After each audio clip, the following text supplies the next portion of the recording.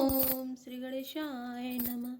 सुत सने उत बचनोत रामा संकट पर्यो नरेशु सिया रामा सकउताय उधरो सिर रामा मेटो कठिन कले सिया रामा दीन दयाल बिरद संभारी हरौनाति मम संकट भार। अर्थात इधर तो पुत्र का स्नेह और उधर वचन प्रतिज्ञा।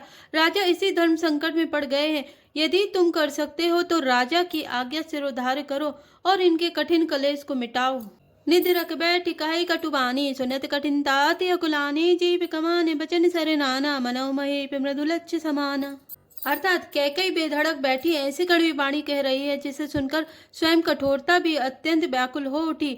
जीव धनुष है, बचन बहुत से तीर हैं और मानो राजा ही कोमल निशाने के समान है। जनु कठोर पनुधरे शरीरो सिकई धनुष विद्या पर वीरो सब प्रसंग रघुपते सुनाए बैठे मनो तनुधरे निठुराई। अर्थात इस सारे साज समाज के साथ मानो स्वयं कठोरपन श्रेष्ठ वीर का शरीर धारण करके धनुष विद्या सीख रहा है। श्री रघुनाथ जी को सब हाल सुनाकर वह ऐसी बैठी है मानो निष्ठुरता ही शरीर धारण किए हुए हो। मन मुस्काई भानुकुल भानु राम सहज आनंद निदानु बोले वचन विगत सब दूषण मृदु मंजुल जनुबाग विभूषण। अर्थात सूर्य कुल के सूर्य स्वाभाविक ही आनंद निधान श्री रामचंद्र जी मन में मुस्कुराकर सब दूसरों से रहित ऐसे कोमल और सुंदर वचन बोले जो मानो वाणी के भूषण ही थे। सुनु जननी सही सुत बड़भागे जो पितु मातु वचन अनुरागी तनय मातु पितु तो निहारा दुर्लभ जननी सकल संसारा। अर्थात हे माता सुनो, वही पुत्र बड़भागी है जो पिता माता के वचनों का अनुरागी पालन करने वाला है। आज्ञा पालन के द्वारा माता पिता को संतुष्ट करने वाला पुत्र हे जननी सारे संसार में दुर्लभ है। मुनि गण मिलन विशेष बने रामा सबई भांति हित मोर सिया रामा दे मैं पितु आये सुगौरी रामा सम्मत जननी तोर सिया रामा दीन दयाल विरध संभारे हरौ नाथ मम संकट भारी।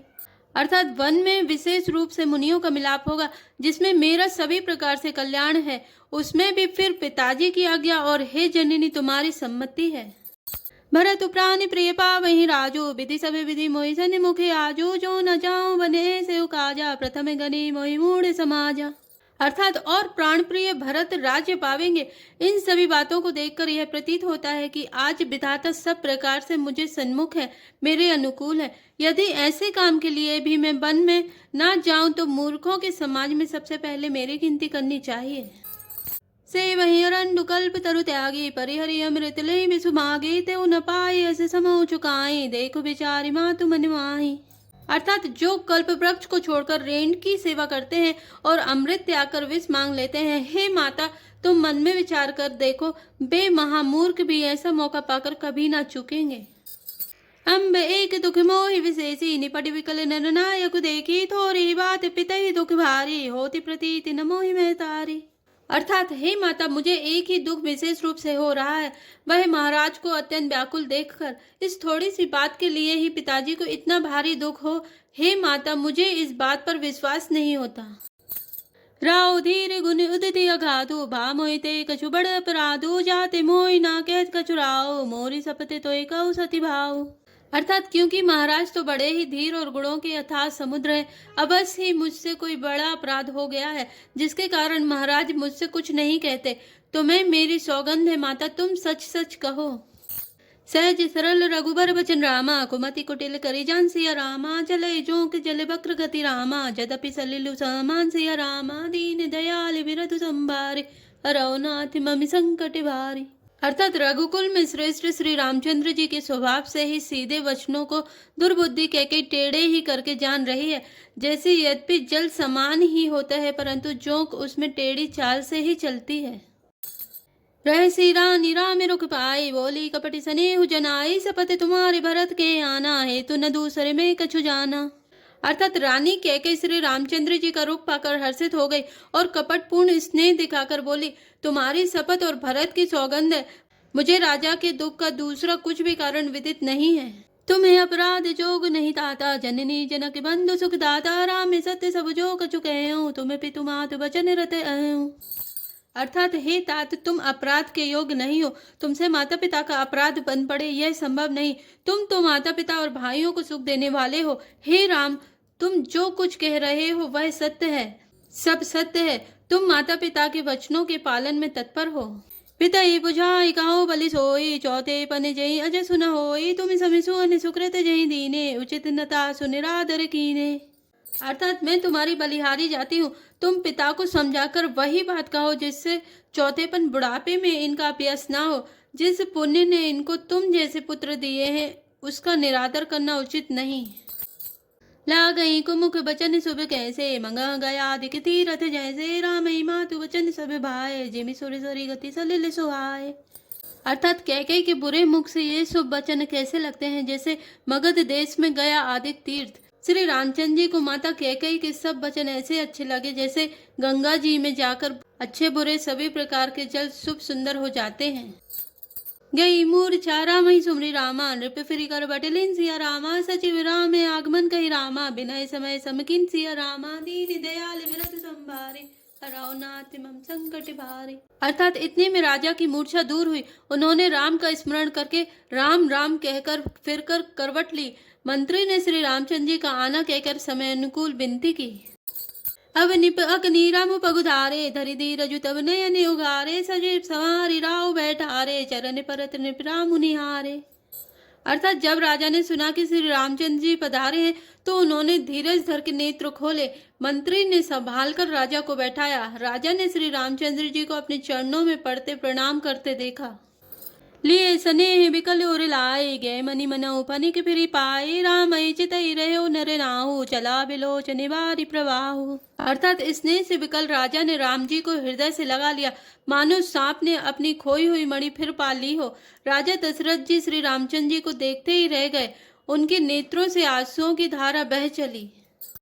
सो के विबस कछु कहे न पारा, हृदय लगा बतिवारे बारा, विदे मना विराव मन माहे, जय रघुनाथ न गानन जाहि। अर्थात शोक के विशेष बस होने के कारण राजा कुछ कह नहीं सकते।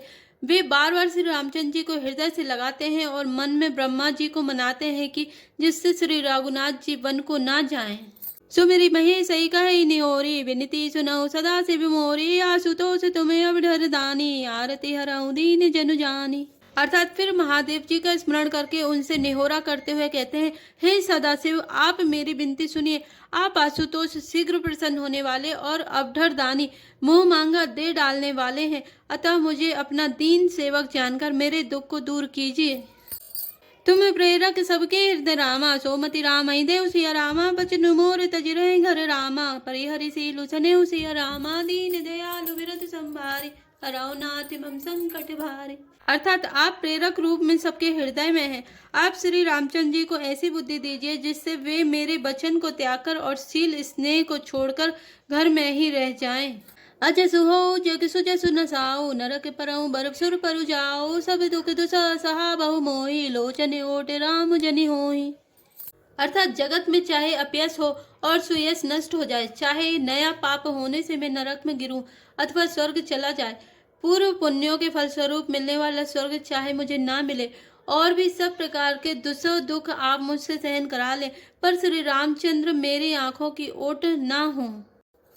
अस मन गुण राव नहीं बोला, पीपर पात सर से मनु डोला, रघुपति पिता प्रेम बस जाने, पुनि कछु कहे मातु अनुमानी।